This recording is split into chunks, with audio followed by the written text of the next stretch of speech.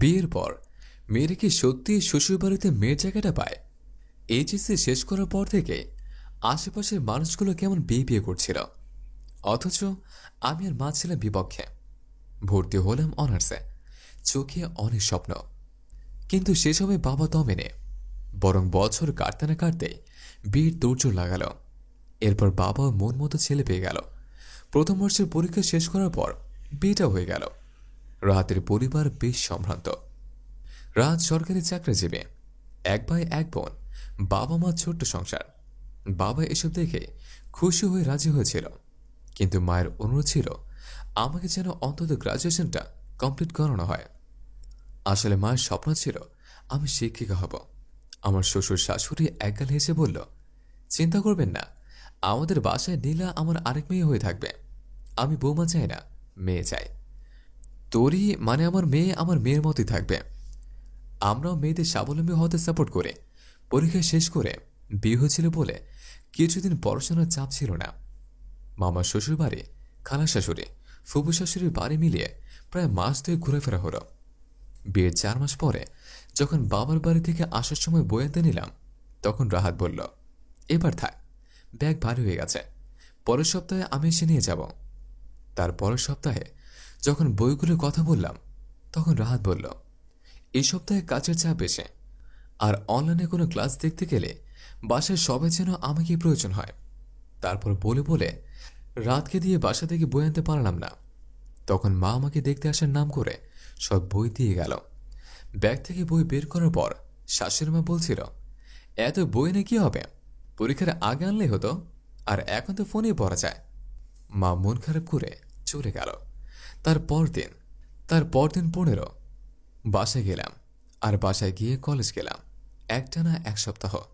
সপ্তাহখানেক বাদে রাত নিতে আসলো। তারপর আবার সংসারে আবদ্ধ হয়ে গেলাম। আস্তে আস্তে আমার রান্নার হাত পাকা হয়ে গেল। ততদিনে পড়াশোনা আমাকে না ছাড়লেও আমি ছাড়তে বাধ্য হয়ে গেলাম।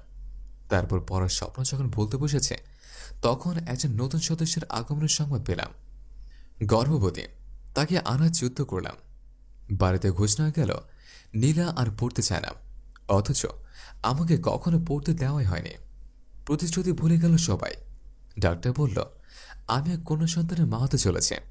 আমার গ্রাজুয়েশন আর সম্পূর্ণ হলো না, মায়ের স্বপ্ন পূরণ হলো না।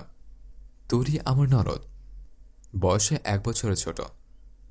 যখন আমার বিয়ে হলো, সে তখন অনার্সে ভর্তি হলো। পড়াশোনার চেয়ে বিয়েকে প্রাধান্য দেয় সে। আমি তোরের সিনিয়র হয়েও সংসার নামক যুদ্ধে পরাজিত হয়ে গ্রাজুয়েশন শেষ করতে পারিনি। আমার কোল আলো করে যখন আমার সন্তান আসার সময়, তোরই ততদিনে অনার্স কমপ্লিট করেছে। তোরের বিয়ের কথা পাকা হবে আজ। নতুন আত্মীয়রা আসলো, সব ঠিক, কিন্তু তাদের দাবি একটাই, মেয়ে চাকরি করতে পারবে না। কিন্তু আমার শাশুড়ি চেয়েছিল মেয়েকে এতটা পড়ালো, চাকরি না করলে হয়।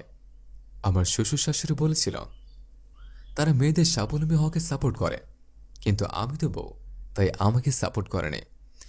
এদিকে তৌরি এ ছেলে ছাড়া বিয়ে করবে না। তার ক্যারিয়ারে তেমন স্বপ্ন নেই, বরং বিয়েটাই আসল। আমার শ্বশুর শাশুড়ির ঘোর আপত্তি, বিয়ে দেবে না এখানে, কারণ তারা তরিকে চাকরি করাবে, প্রতিষ্ঠিত করবে। অথচ তরি প্রতিষ্ঠিত হতে চায় না। আর আমি এত করে চাইলাম, কিন্তু আমাকে পড়াশোনাটাও শেষ করতে দেয়া হলো না। আমি বাড়ির বউ বলে সবাই ভুলে গেল আমাকে দেওয়ার প্রতিশ্রুতি। একদিন তরি পালিয়ে গেল সে ছেলের সাথে। বিয়ে নিয়ে বেশ কথা চলছিল। মা ফোন দিয়ে শুধু একটা কথাই বলল, কারো স্বপ্ন ভেঙে নিজের স্বপ্ন পূরণ করার সাহসিকতা সৃষ্টিকর্তাও মেনে নেয় না। প্রতিশ্রুতি ভঙ্গ করলে সেটা তো নতুন রূপে তার কাছে ফিরে আসবে, এটাই স্বাভাবিক। আমার স্বপ্ন পূরণের আশ্বাস দিয়েও স্বপ্ন পূরণ করতে বাধা দিল শাশুড়ি মা। অথচ তরিকে নিয়ে হাজারো স্বপ্ন পূরণ ছিলেন তিনি। ফোন রেখে আমার পেটের ভিতর মেয়েটার দিকে তাকালাম। মনে হলো সে আমার পেটের ভিতর শুয়ে শুয়ে পা নাচিয়ে খেলছে। আমি পেটের উপর হাত রেখে বললাম, মারে, তোকে অন্তত আমি হেরে যেতে দিব না, তুই আমার স্বপ্ন পূরণ করবে। গল্পটি যদি ভালো লেগে থাকে তাহলে অবশ্যই লাইক, কমেন্ট এবং শেয়ার করবেন। ধন্যবাদ।